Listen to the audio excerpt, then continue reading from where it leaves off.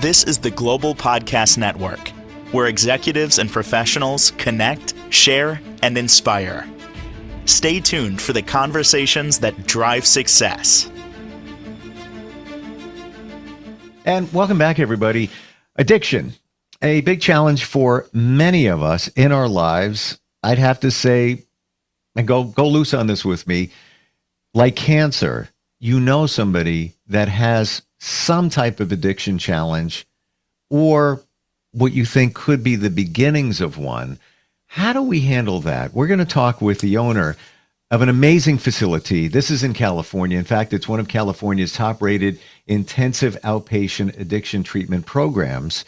How that looks, and also the responsibility that goes along with addiction, taking responsibility, and so much more. So great to have him back here. He has had a journey in his life, and it's gotten him here to helping other people. He's also a best-selling author of a couple of books. Dr. Keith Marshall on the program. How are you doing today? How are you? How you doing?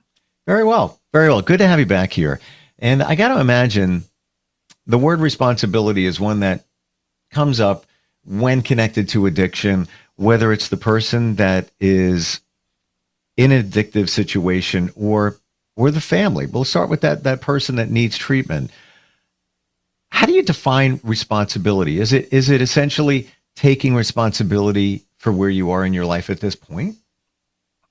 Well, when we look at the word responsibility, I probably also will attach it to accountability. But being responsible, I think, takes a very strong part of being intentional too, meaning that instead of blaming, taking responsibility means I have to truly, what I have learned in my own life is that I have to truly introspect or assess the situation instead of blaming. Responsibility is simply that I'm going to manage and take care of the part that I'm playing, especially if we're talking about addiction.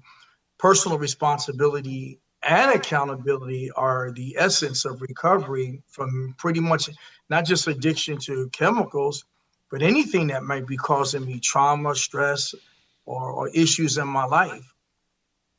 Now, you've shared with us, you went through quite a journey back in the day.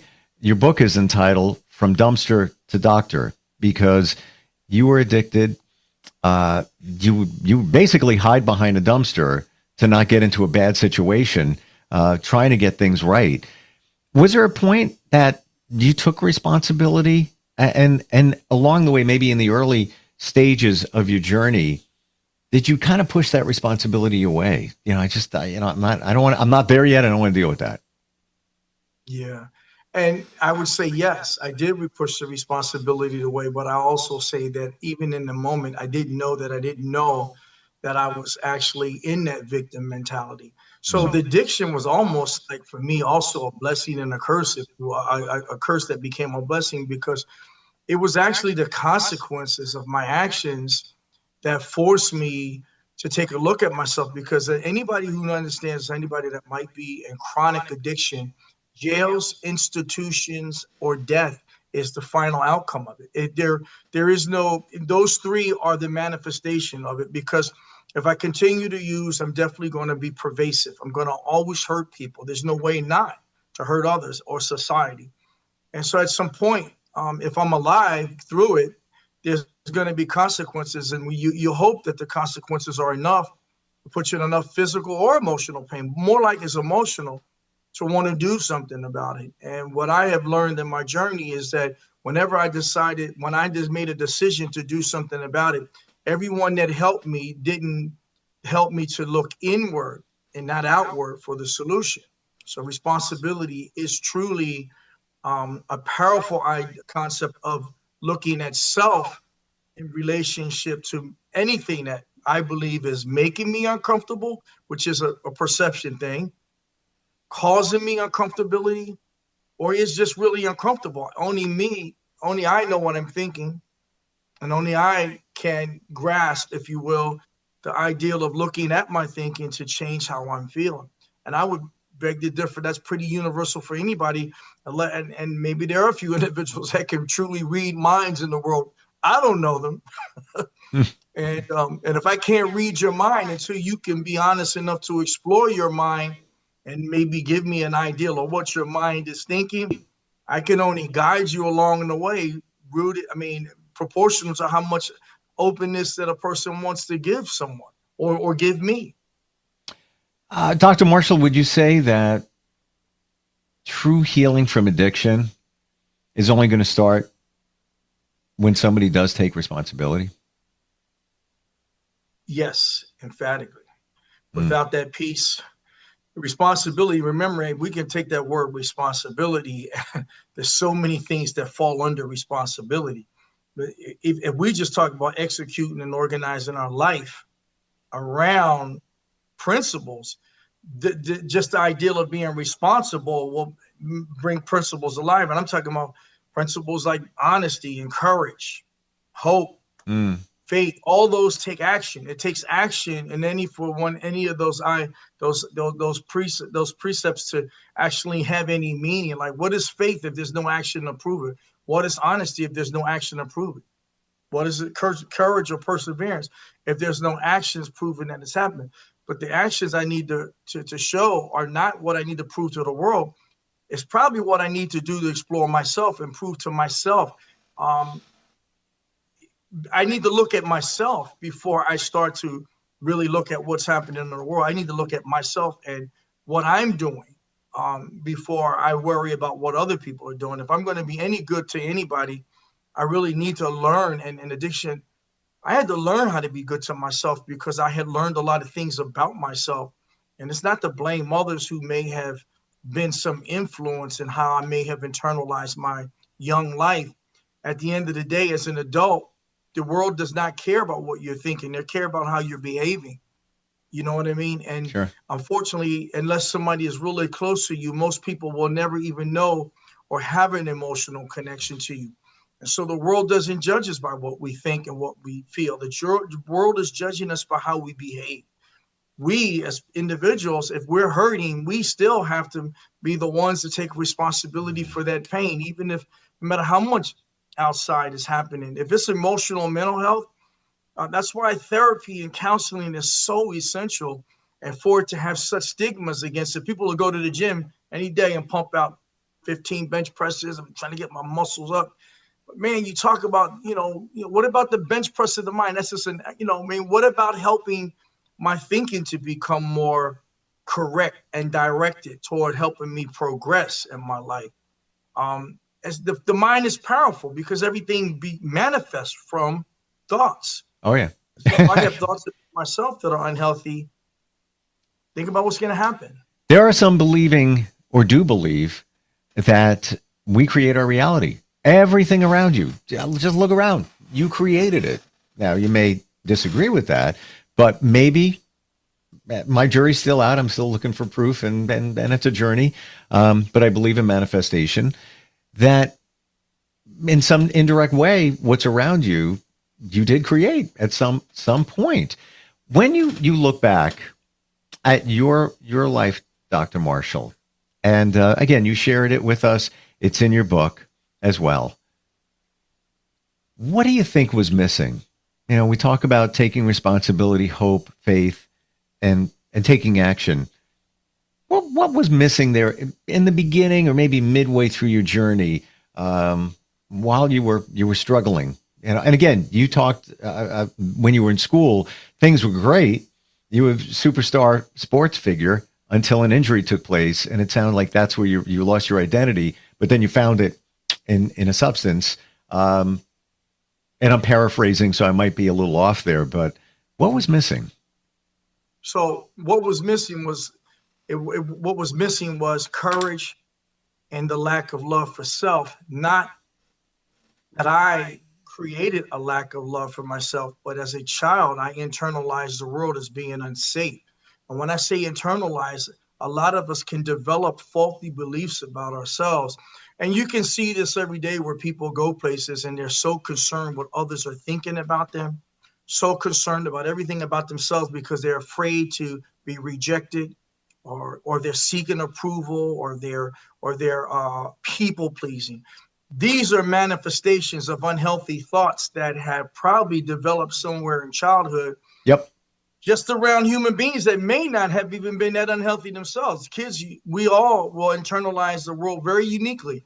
Verbal and nonverbal expression can either affirm or not affirm you. But for example, let's say a child grows up and his father's always upset. Maybe watch this. His father's always upset. Nothing about the father's expressions ever affirm love or calm or peace. But the child at 5, 6, 7, 8 years old doesn't know how to conceptualize and conceptualize, meaning what that person might be going through. That's one. And then how to differentiate that from internalizing that maybe it means it's about me. Meaning, let's say a kid grows up and he sees his dad or mom always mean or nasty, but in reality, what if they're dealing with some of their own life stressors and they just simply don't know how to turn it off verbally and non-verbally, and the child just takes it upon himself to believe this is about me, and children can easily do that. Not say it's black and white, meaning that we are all going to internalize our worlds in very unique ways. And what I learned about my own journey is I truly didn't think I was good enough or worthy. So high school didn't take away that. High school masked it because I had athletic abilities that gave me some attention on myself that I always wanted anyway. But the truth and reality is that when that attention was gone, the real, if you will, the authentic self emerged. And that authentic self was the one that felt insecure, that felt like I needed validation and affirmation. And why? We all need we all want or desire a sense of emotional security. That's just an instinct. I'm feeling secure. But if I have internal thoughts that are driving me, that are telling me I'm unworthy and I'm not even recognizing it, but subconsciously it's there. Oh, yeah. It's going to manifest in my behavior because I'm not trying to hurt nobody. Often we're just trying to protect ourselves, and we pick up new habits along the way, and then we become manipulating and doing things a lot of times that are just very deceptive, often just trying to protect stuff. And then we can learn some of these things and then they become a part of us. Many don't realize, and proven scientifically, that it's in our subconscious. And our subconscious from birth is looking for proof to back up whatever you internalize or experience as a child. So, like, to your point, Dr. Marshall, let's say you got bullied, and then now you feel like you're not good enough because why'd you get bullied? That's the reason. Right. Or then maybe your father said something. Come on, that the way you built that was okay, but I could have done a little bit better. Not good enough. Now there's proof of something else. Maybe a teacher says something to you, or you walk past the kitchen and you hear adults talking and it has nothing to do with you, but they say a couple of words and now your subconscious is like, not good enough. And now it's all stacking up. It's in your subconscious. You have this limiting belief, if you will, the belief that you're not good enough. And now you take it to adulthood or your upper teens, and now you do things to and maybe that child mind. Let me tell you something.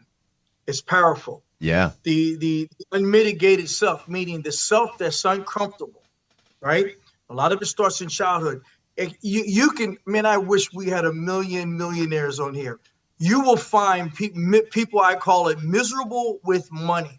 You'll find so many people who have truly haven't found themselves, can have millions of dollars, and what they do is surround themselves with so much ego boosting stuff, large entourages and things that are really not even necessary in most cases, and don't even realize that I need this attention around me. And then that attention leaves them for some reason, or they get alone. Even with millions, you can still at times be alone, never feeling fulfilled on the inside. And so no matter how much you try to fill the gap with cars and girls and guys or whatever floats your boat, the reality of it, if I'm uncomfortable on the inside because I haven't learned a true healthy sense of self, that ego can get even more dangerous with money, because it's like all of a sudden, instead of truly managing me, I believe since I have a sense of control and power, in reality, power is truly, no one really has power if they have influence, but that they have power. For example, if I work for you, you have a lot of influence or power, if you will, because you pay me. But I still have the power to, lose that money by not going along with what you want. So a lot of people don't even realize that a lot of the people that are around us, especially the more money you have, they say the more problems you have. There's so many people that are there for whatever their reasons are. You know true self when you can be uncomfortable, when you can sit with self and you don't need to find something outside to mitigate self. That could be drugs, chemicals, sex, attention, whatever it is, you could just be okay with self. I see it all the time. It Yeah. trips me out how, when you go through adversity in life, and you know that you have to really work your butt off to get to where you are. And you see people that just simply, they have money, opportunity, and we like to label money with success. It is success to have some money. But I think the best success is to have also relationships, a relationship with yourself. So many things to me make up the word success. And that's just my opinion. Oh, I But I got you. see so many people who are miserable. Look at all those people, and they do studies on this all the time. Like 90-something% of people that win the lottery wish they never had that money. It's all gone in a very short period of time. And to your point, many of us don't love ourselves. Can't even look in the mirror and say, "I love you." Like it's almost foreign. People cry Well, they trying to say do that. it's a false sense. If they say it, it's a false sense. Not everyone. I don't know. We don't know everyone. But a lot of people can say, I love myself because what he can do. Loving self is the part where we just started the show. Loving self is being responsible for myself, not arrogantly, Right. not pretentiously, not with that, don't you know who you think I am ego, but the person that I'm not going to harm you while I'm setting my boundaries in life so people don't step on me either. And Right? when we say love yourself, it's not, I love myself because I'm so successful and things are great. No, it's genuinely to the core where you don't need, like you said, anything else. The The validation of others. Exactly. And we look for it all the time because we feel we're not good enough. And that's in all of us in some way, To shape, some and degree. form. The intensive outpatient programs that your facility offers. Can you tell us a little bit more about those? Well, we are certified by the California Department of Healthcare Services to conduct what they call ASAM, American Society of Addiction Medicine levels of care. And our level of care is 2.5 and 2.1. And those the people don't understand it's just simply a partial day and whole day in recovery where there's group therapy, individual one-on-one therapy and counseling, and pretty much not only to focus on addiction education, but the group process is to hopefully help people to unveil, if you will, that false self and to become more honest, to learn how to live with themselves in social engagement too. So group processes is something that we do because we want to make sure that others are feeling, one, that they're not by themselves. Number two, that many of us can see ourselves in others. And this is how the group process emerges. People start to process things that they would never otherwise discuss anywhere else. And it's those things that we won't discuss or can't discuss can usually, be the thing that also exacerbates, meaning make things worse in our mental health. So the key is to help people to resolve issues and cope with life on life's terms without the use of chemicals on two reasonings. Understanding what chemicals truly do to me is one part of it. But the other part is understanding the responsibility to become proactive and responsible for myself, no matter what's happening in life, so that I'm not manipulating or using chemicals in any way to mitigate the real issues, and that may become a deep within me. So we do that, and we also help people with the co-occurring mental health like depression, anxiety, PTSD, which are usually the major ones that are associated with addiction, although the other people have other mental health issues. And then we'll decide if it's appropriate for them to be in our center based on the level of it. Does it need to be more intensive, like raising it to a residential setting, where people probably need more structure and less outside triggers. So we primarily deal with people, hopefully, that are high functioning, that are really desiring, intrinsically motivated to really get help. They want to recover. And also because a lot of people have jobs and careers that are still using, and this is another way of approaching recovery or treatment and keeping those careers alive. But more importantly, as they start to recover, they become even better at them careers and better at themselves. So that's the ideal, is they don't sit in a residential setting overnight where they're 24-hourly monitored. And their monitoring is just to really hopefully help people who may really have strong desires to use. It reduces those triggers and also gives them a way to not be alone and have someone to talk to. So that's between intensive outpatient and residential or inpatient. When we talk about group psychotherapy, how impactful is that? And what if somebody's not comfortable sharing things in a group setting? Well, hopefully that's the ideal. First of all, I use an approach as a theorist named Yalom, and he focuses on here and now issues. And the ideal is hopefully, first of all, is to create a group trust. And anyone that's guiding the group along, that's the facilitator or the clinician's responsibility, is to foster that group trust by, in the setting boundaries, but also in group is helping people learn how to actually set those boundaries. Sometimes you have to let the group emerge so people can really process that. When I say here and now things, thoughts, feelings, emotions, things that are coming up for them now, which are really relevant in life, and really process through. And hopefully the group can help guide that person to the introspective piece and then the retrospect on what it is that they're talking about. Meaning, like, there's always an antecedent or a beginning of where people are thinking from. And the ideal is to unveil cognitive distortions. As you were saying earlier, a lot of us actually, we walk around, any of us can be in cognitive distortions at any time during the day. It's just when the distortions dominate our thinking and create negative emotions. So the ideal is to create a safe environment. And sometimes people grow to safety. They as they learn to trust the process. So we can't say you're going to trust it immediately. Somebody may have come in and really learn how to get in, assimilate into the group, and trust, start just be really into it. And then there's others that simply continuously need the affirmation, continuously need the prompting to bring them along and realize that after hearing and listening to other people, they start to want to emerge on their own. You know what I mean? To build that foundation of trust is the key element of any therapeutic relationship. And so in the group process, often because others are suffering some of the same things, even though we may have gone down a different street, we live in the same city. In other words, we could be on a shipwreck and not know each other, but addiction is like that. Everybody could become from all different places, but a lot of the feelings, emotions, and the consequences end up being the same. And so if others are feeling and identifying with me, probably will give me a better opportunity, if you will, to trust the process, because I may hear my story many times over and start to find that this is a safe place to be. Safety is key. Yeah, well, you know what? That's why we're still here. We gravitate to being safe. Sometimes it holds us back because we don't make changes in our lives because we think, all right, I'm going to keep doing what I'm doing, even though it might truly not support us. It feels safe. It's what you know. People do feel safe in your programs. Certainly a high level of trust. What's the best way to connect with you and your team, Dr. Marshall?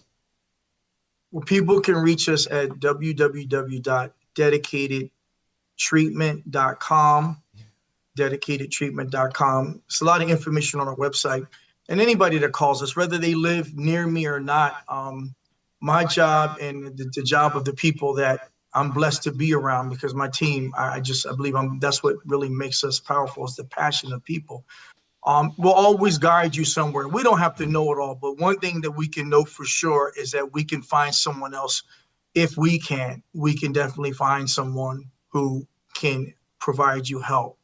And I'm available to speak too. I love to be able to inspire, encourage others. So we can arrange that type of thing too. Yeah, absolutely. We have such a need for this nowadays. Thank you for your transparency and all of what you offer and what you do. And certainly, within your book, great books, one in particular. And by the way, you've recently won awards for these two books. One of them being From Dumpster to Doctor, which on the website, information about the books as well. Dr. Marshall, thank you so much again for being here today. This is the Global Podcast Network, where executives and professionals connect, share, and inspire. Stay tuned for the conversations that drive success.